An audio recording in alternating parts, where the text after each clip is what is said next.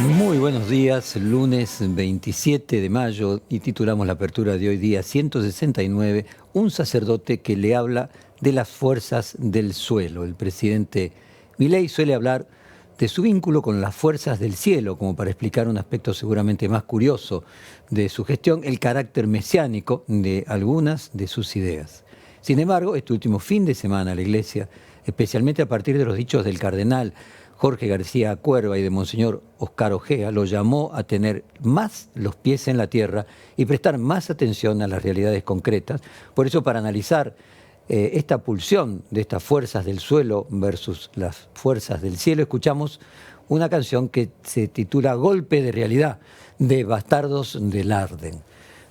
Perdón, en 1864 se publicó un libro clásico de Arthur Schopenhauer, que es El arte de tener razón, un libro que explica cómo mediante 38 estratagemas se puede ganar una discusión.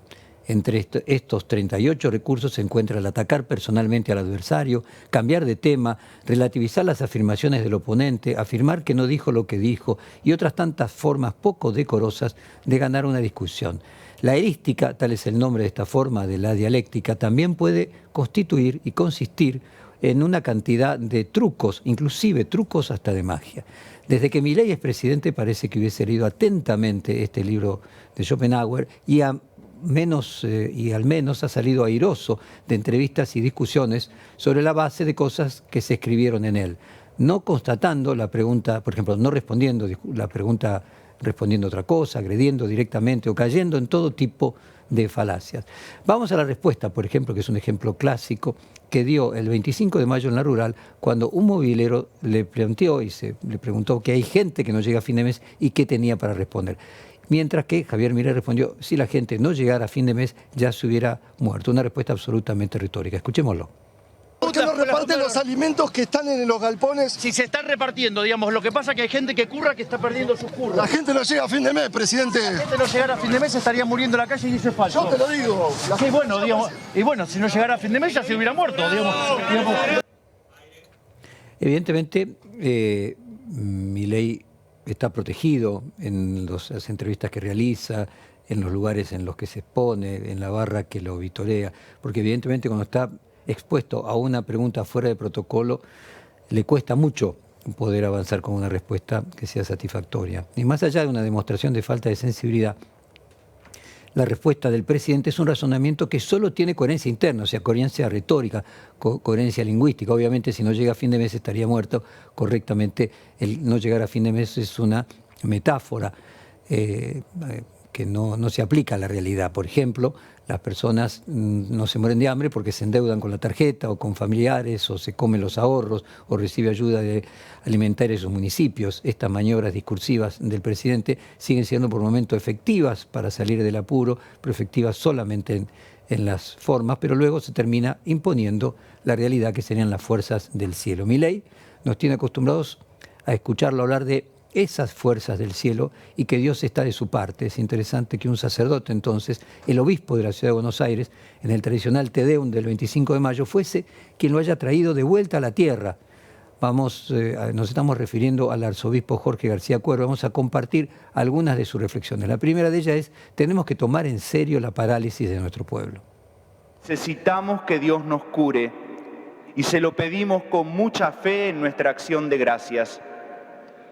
Porque para que la acción de gracias sea posible, tenemos que tomarnos en serio las parálisis de nuestro pueblo. Sabemos que hay parálisis que no se pueden procrastinar. Su postergación en nombre de un futuro prometedor generarían consecuencias nefastas por irreversibles en la vida de las personas y por lo tanto de toda la sociedad. Un precio muy alto a pagar que no nos podemos permitir. La malnutrición en la primera infancia, la falta de escolarización y accesibilidad a los servicios de salud, los ancianos y jubilados incapaces de sostenerse diariamente con un mínimo de dignidad, son algunos de esos ejemplos impostergables.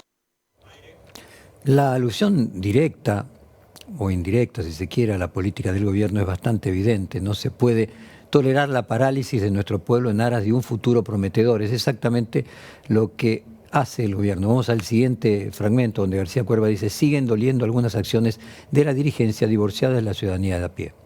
En el contexto actual y con mucha humildad, quisiera pedir a todos que sintamos también hoy sobre nosotros la mirada fuerte de Jesús que nos interpela, que nos cuestiona, que nos alerta sobre nuestra insensibilidad con los más desprotegidos, que nos reclama mayor compromiso y cercanía con los que sufren. Que cada uno y todos a la vez, desde la responsabilidad que tenemos en la comunidad, podamos dejarnos mirar por Dios, dejándonos cuestionar por la conciencia y nos preguntemos, en estos tiempos difíciles, ¿qué estoy haciendo por los más pobres y los que sufren? Porque fácilmente nos sale reclamar a otros que se comprometan. Pero yo, ¿qué hago? ¿Podremos mirarnos y responder esa pregunta sin echar culpas como adolescentes, sino desde la responsabilidad de hacernos cargo, incluso si es necesario, realizando una autocrítica madura que tanto necesita escuchar alguna vez nuestro pueblo? Porque nuestra gente está haciendo un esfuerzo muy grande. Nosotros no podemos hacernos los tontos. Hay que acompañar con hechos y no solo con palabras ese enorme esfuerzo de nuestra gente.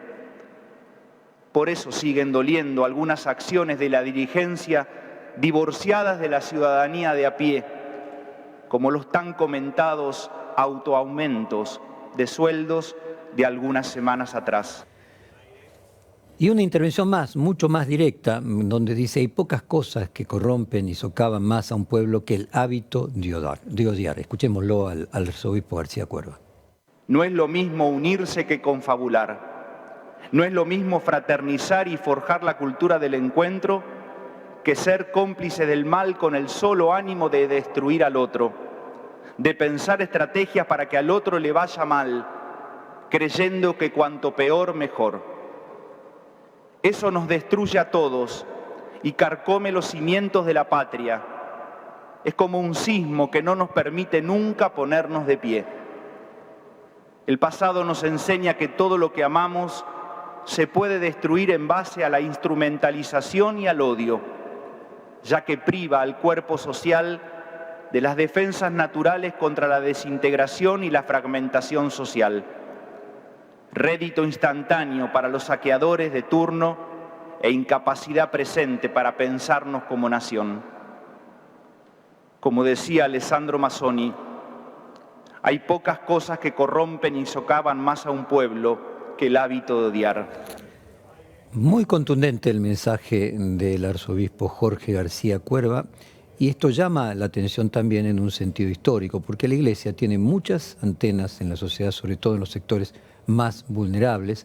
La Iglesia en el 2001, por ejemplo, le advirtió a De la Rúa sobre la crisis social y la necesidad de cambiar el rumbo económico, y en 2014 había tapas que indicaban que Bergoglio entendía que la situación social se estaba deteriorando en el segundo gobierno de Cristina Kirchner.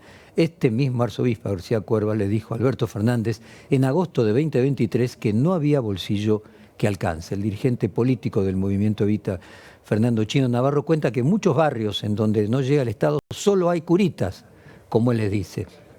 Esta reticularidad social de la Iglesia debe ser tenida en cuenta a la hora de escuchar lo que plantea. Y en ese mismo tenor, este fin de semana, Monseñor Ojea llamó al gobierno a no retener la comida guardada en los comedores. Las 5 toneladas de alimentos que no se reparten son también un llamado de atención a la ética del gabinete. La producción decidió profundizar en esta línea de investigación y consultó al padre Paco Francisco Olivera sobre la situación social. Vamos a compartir un fragmento de la opinión del padre Paco Francisco de Olivero. Ley nos tiene acostumbrados a su absoluta insensibilidad, que además Adorni, con su cinismo habitual, nos enrostra en la cara cada día. Y sí, la gente no llega a fin de mes, lo que no significa que la gente se muera. No es la imagen que tenemos de los chicos muriéndose en África, pero claramente estamos hipotecando el futuro de nuestros niños, de nuestros jóvenes, y hay muchísima gente que la está pasando muy, muy mal. En los barrios donde vivo, y no es una metáfora, se come salteado, no se comen proteínas y se está cocinando con leña. Si eso no es suficiente para decirle a Milei, reparta aunque sea los 5 millones de kilos de alimentos que está dejando vencer, yo ya no sé qué más podemos desear o pedir de este gobierno. A falta del Pacto de Mayo, el presidente acudió a Córdoba para realizar un acto el Día de la Patria con funcionarios oficialistas y simpatizantes de La Libertad Avanza. Y desde el punto de vista histórico, elegir Córdoba como sede para el acto no tiene gran sentido. Recordemos que Córdoba no estuvo a favor, los representantes de Córdoba en aquel momento, de la Revolución de Mayo. Sobre el suelo cordobés se encontró además Santiago de Liniers, que encabezó la resistencia de esa provincia contra la primera junta. Esto obviamente hace pensar de que eligió Córdoba por motivos estrictamente políticos, dado que en Córdoba fue una de las provincias en las que obtuvo más votos, 74% en el balotaje. Sin embargo, a pesar de esto, el acto no salió como esperaba. La producción habló con la politicóloga y directora de la consultora Subam Córdoba, Paola Subam, para analizar la visita de Milei a su provincia. Vamos a escuchar a la propia Paola Subam contándonos qué pasó en su provincia. El acto de ayer fue un acto exclusivamente político, con un discurso exclusivamente político, donde no hubo grandes anuncios. Quizás el mensaje más destacado que dejó en sus discursos fue la promesa de la reducción de impuestos, pero condicionado siempre a la aprobación de la ley bases. Creo que ese fue el mensaje más significativo que vino a dejar el presidente a la provincia de Córdoba. Asistieron, por supuesto, simpatizantes de La Libertad Avanza, pero los alrededores estaban vallados y hubo protestas, hubo cortes de ruta en el aeropuerto, hubo incluso represión de la policía de la provincia de Córdoba que impedían el acceso de otros manifestantes que no fueran simpatizantes a la Plaza San Martín. Para el gobierno provincial tampoco fue beneficioso ni positivo. Un gobierno provincial que brindó un marco de protección y de seguridad para la visita del presidente, pero que no participó oficialmente del acto, y un gobernador que fue silbado cuando se lo mencionó en el escenario.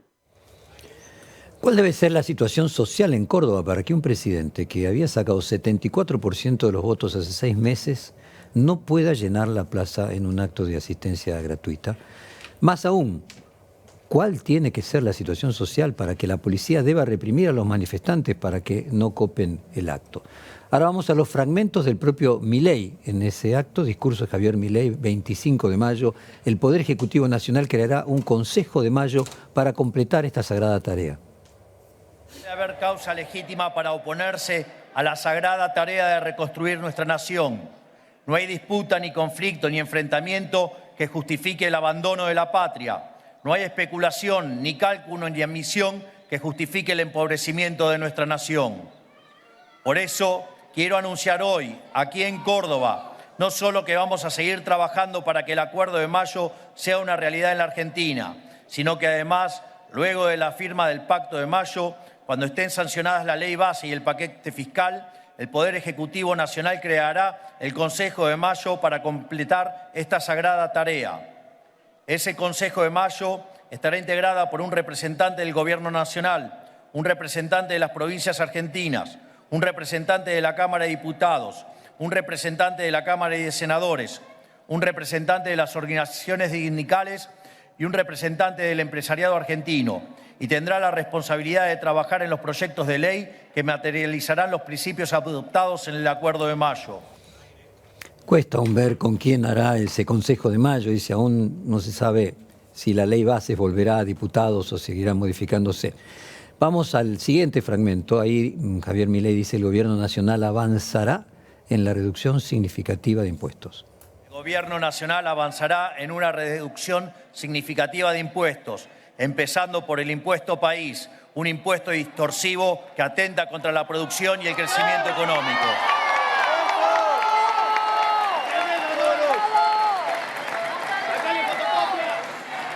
Sabemos que esta decisión será difícil para las arcas del Estado Nacional, pero nosotros tomamos un compromiso con el pueblo argentino y les vamos a empezar a devolver los impuestos.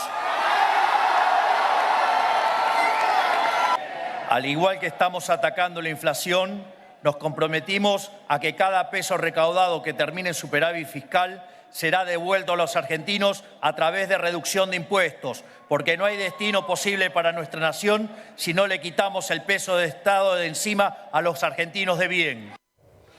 Bueno, esta reducción de impuestos, Milei la condiciona a la sanción de la ley Bases. Esto hace dar la idea de que si la ley Bases no sale, el presidente intentará explicar todos los problemas del país por la ausencia de esta ley y la responsabilidad, entre comillas, de la casta política. Vamos a seguir con el siguiente fragmento donde Javier Milei dice: mi ministro, por Caputo, se convirtió en un rockstar. Que hemos heredado una bomba que combinaba lo peor de las tres peores crisis de la historia argentina, la del Rodrigazo, la hiperinflación de Alfonsín y lo que fue la crisis del 2001. De hecho, estamos haciendo el ajuste más grande no solo de la historia argentina, sino el ajuste más grande de la historia de la humanidad.